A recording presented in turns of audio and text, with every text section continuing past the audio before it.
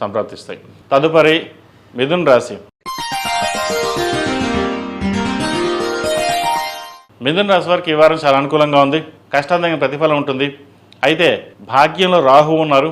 వృత్తి ఉద్యోగాల పరంగా డిస్టర్బెన్స్ ఉండే అవకాశం లేకపోలేదు.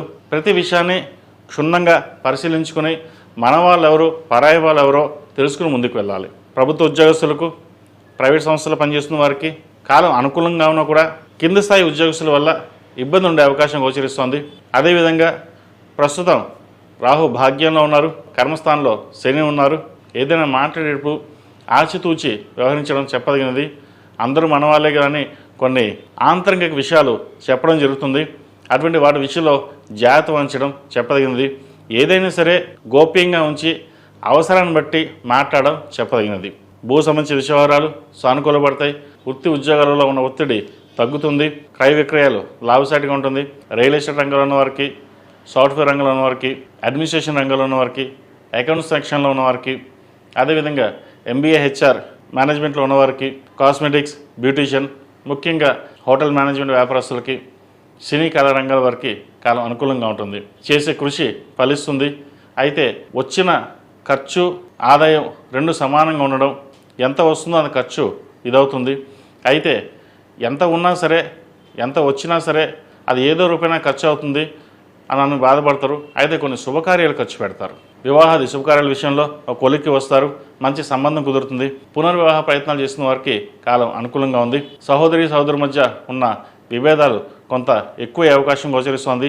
మాట పెరగకుండా ఏదైనా సరే సామరస్యంగా ఉండి ముందుకు వెళ్ళడం చెప్పదగినది. సంతానం కోసం ప్రయత్నం చేసేవారికి మంచి సంతానం కలిగే విధంగా గ్రహాలు గోచరిస్తోంది. శుభవార్తను వినగలుగుతారు. వ్యయాధిపతి పంచమాధిపతి అయిన శుక్రుడు భాగ్యంలో ఉన్నారు. షష్టమ లాభాధిపతి అయిన కుజుడు అష్టమంలో ఉన్నారు. అష్టమంలో కుజుడు బలంగానే ఉన్నారు. వివాహ సంబంధించిన విషయాలు ఒక్కొక్కసారి దగ్గరగా వచ్చి దూరంగా వెళ్ళిపోయిన బాధ ఎక్కువగా ఉంటుంది. అయితే సంబంధం విషయంలో మంచి సంబంధం కుదురుతుంది. ఎటువంటి ఢోకా లేదు. ఈ రాశిలో జన్మించిన విద్యార్థులకు కాలం చాలా చక్కగా ఉందని చెప్పొచ్చు. అనుకూలమైన స్థితి వెళ్ళడానికి, అదేవిధంగా విదేశీ ప్రయత్నాలు చేసుకోవడానికి కాలం చక్కగా కలిసి వస్తుంది. ప్రస్తుతం విద్యార్థులకు పరీక్షా సమయం కాబట్టి ప్రతిరోజు ప్రతినిత్యం దక్షిణామూర్తి స్తోత్రాన్ని పఠించడం లేదా వినడం చేయండి. మంచి ఫలితాలు ఉంటాయి. ఈ రాశిలో జన్మించిన స్త్రీలకు వృత్తి ఉద్యోగాల పరంగా, వ్యాపార పరంగా సానుకూలంగా ఉంటుంది. వివాహ సంబంధించిన విషయవహారాలు సానుకూలపడుతుంది. సంతానానికి మంచి సంబంధం కుదురుతుంది.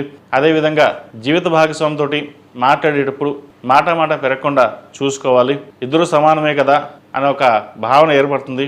ఇద్దరు ఎంత సమానమైనా సరే ఒకరినొకరు అర్థం చేసుకుని ముందుకు వెళ్ళడం చెప్పదగినది.